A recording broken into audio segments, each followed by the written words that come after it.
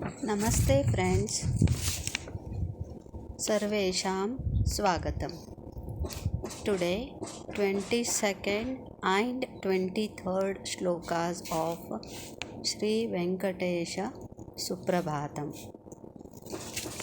22nd Shri Padmanabha Purushottama Vasudeva Vaikuntha Madhava Janardana ಚಕ್ರಪಾಣೆ ಶ್ರೀವತ್ಸಚಿಹ್ನ ಶರಣಾಗತ ಪಾರಿಜಾತ ಶ್ರೀ ವೆಂಕಟಾಚಲಪತೆ ತವ Suprabhatam.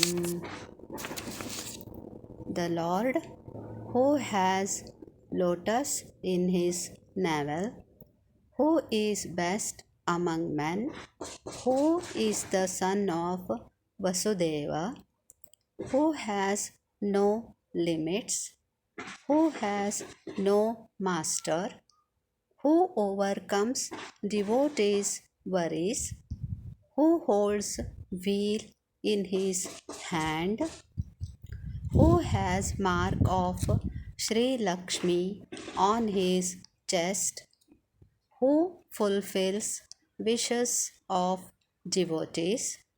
O Lord, resident of Venkatachala, good morning and salutations to you.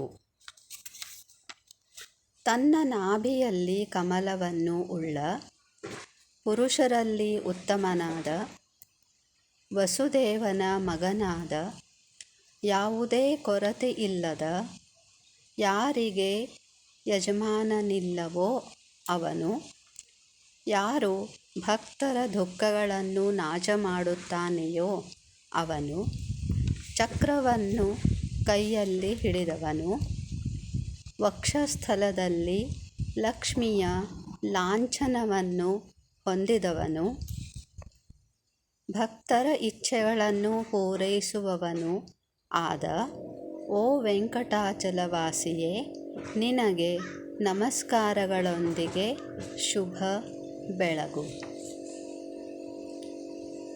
23rd ಶ್ಲೋಕ.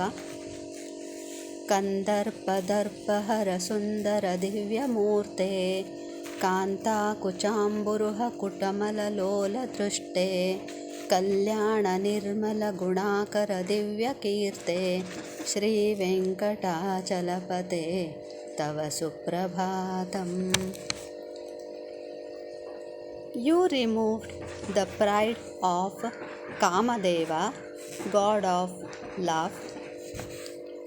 You have beautiful divine form. Your pure view of eyes look at the Kanta, wife Lakshmi's lotus-like breast.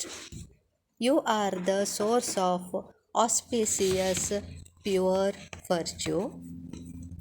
You have divine fame, O Lord, who stays in Venkatachala.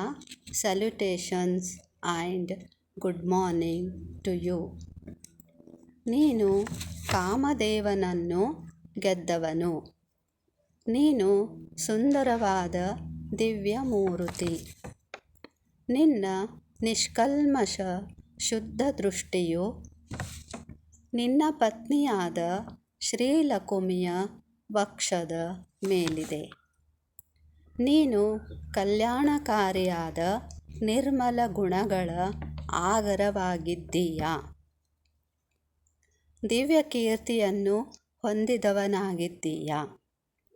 Shri ವೆಂಕಟಾಚಲವಾಸಿಯಾದ ದೇವನೇ, ನಿನಗೆ ನಮಸ್ಕಾರಗಳೊಂದಿಗೆ ಶುಭ ಬೆಳಗು. ಧನ್ಯವಾದ. Thank you.